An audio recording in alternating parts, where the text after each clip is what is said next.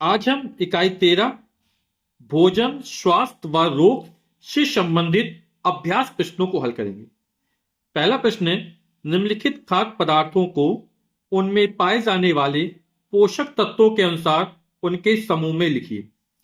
तो यहाँ पे खाद्य पदार्थ दिए गए हैं, इसमें हमें छांट के लिखना है कि किसमें प्रोटीन पाया जाता है, किसमें कार्बोहाइड्रेट पाया जाता है, किसमें वसा पाया जाता है। मैंने इनको छांट के लिख दिया है। जैसे प्रोटीन किसमें पाया जाता है? दाल में, दूध में, मांस में, मछली में, अंडा में, सोयाबीन में। जो प्रोटीन है वो एक जटिल कार्बनिक पदार्थ है ना।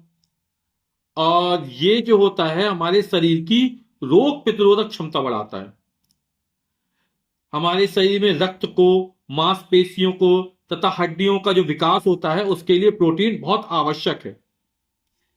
कार्बोहाइड्रेट, जितने भी मीठे पदार्थ होते हैं उन सब में कार्बोहाइड्रेट पाया जाता है, जैसे आलू, चावल, गन्ना, चीनी, चुकंदर। और कार्बोहाइड्रेट से हम क्या मिलती है? ऊर्जा मिलती है।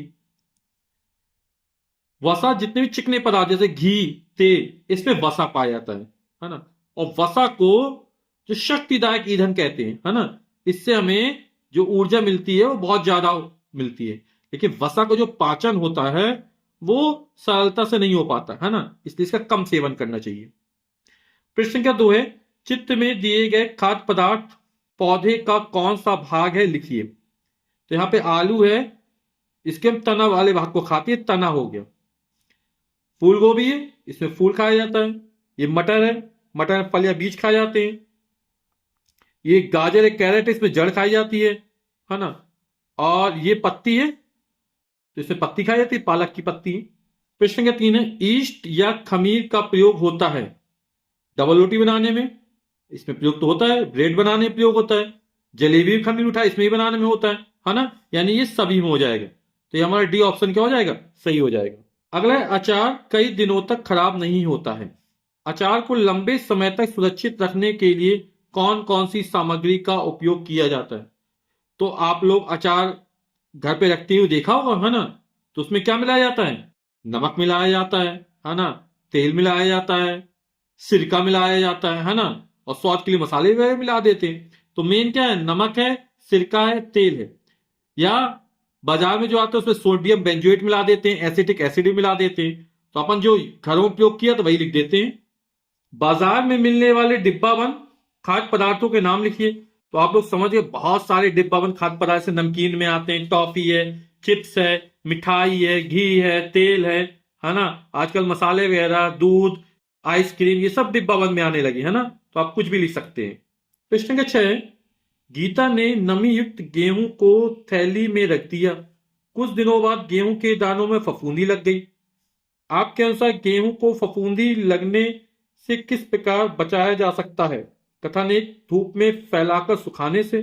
तो बिल्कुल सही, धूप में फैलाकर सुखाएंगे तो नमी दूर हो जाएगी, तो फफूंदी नहीं लग पाएगी, क्योंकि फफूंदी का मतलब जो नमी वाले स्थानों पर लगती है। कथन दो, डिब्बे में रखकर। अब जब नमी युक्त गेहूं इसको डिब्बे में रख दो तब भी फफूंदी लग जाएगी, है ना। तो हमें क्या करना पड़ेगा? धूप में फैलाकर सुखाने से। तो जो हमारा कथन सिर्फ एक जो होगा वो हमारा सत्य हो जाएगा। प्रश्न संख्या 7 है, निम्नलिखित रोगों के नाम में से संचारी एवं असंचारी रोग छांटकर सूची में लिखिए। तो हैजा, कैंसर, डायबिटीज, मलेरिया, चेचक, टीबी हमको दिया गया। तो संचारी रोग कहते किसे हैं?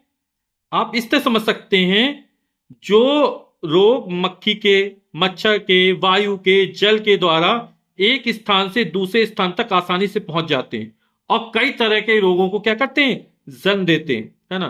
या बोल सकते हैं जो एक मनुष्य से दूसरे मनुष्य पे छुआछूत के कारण फैलते हैं, ऐसे रोगों को संचारी रोग कहते हैं।